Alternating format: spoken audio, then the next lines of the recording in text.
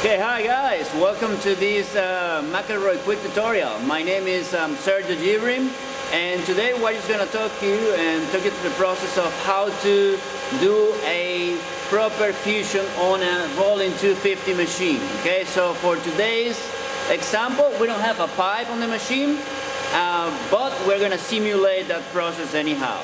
Okay, in addition to that, we're going to be using ISO 21307 single high procedure.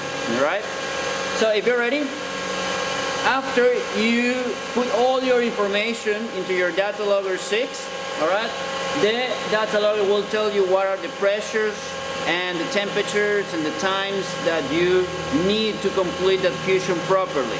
All right, so we already have the pressures set up here in our machine. So we are now, imagine that you have the pipe in there, so we're going to make that initial contact with the heater. So in order to do that, we're going to start our fusion here. We're just going to wait about 5 seconds, and then we are just going to make sure our selector valve is on the fusion pressure valve, and then we're just going to close it.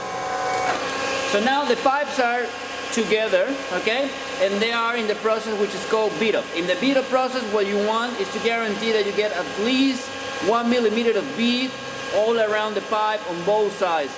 Okay, so you can guarantee that the pipe is actually in full contact with the heater itself. So that information is also in here. You can see that it says 1 millimeter on the data logger. Okay, so once you get that 1 millimeter visually, then you are ready to do the process that is real important and that has to be done correctly, which is called shift sequence, which is basically releasing the pressure from the cylinder.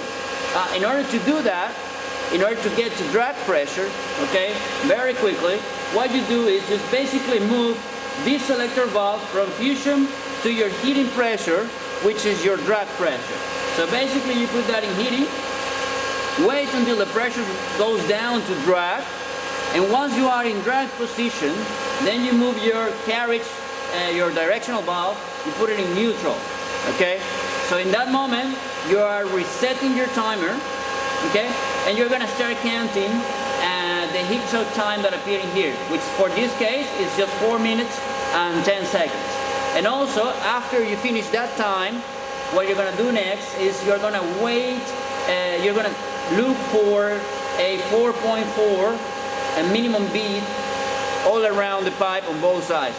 So once you meet those two conditions, okay, then you're ready to actually remove that heater. Okay, so in that process, what you do is you open the carriage, take the heater out, all right, inspect the pipe to make sure there is no contamination or anything incorrect on that pipe, and then after that you're gonna close that. Okay, so that process should be done within 12 seconds. That's what the standard tells you.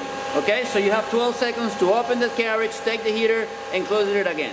So we're gonna do that. So basically we're just gonna make sure we are on fusion. Okay, so the selector valve has to be all the way down. We're gonna open it, take the heater, inspect, all right, and then you close the carriage again. Now you get to the fusion or cooling down process. So you reset your timer again. And then here you are just going to wait for the fusion and cool time, which is going to be 9 minutes and 46 seconds for this case at 30.17 bar of pressure for the example that we have here today.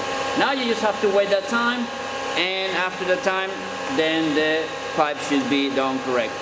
Alright, so thank you very much for the time. I hope this quick tutorial helped you out, and just let us know if you have any questions. Thank you.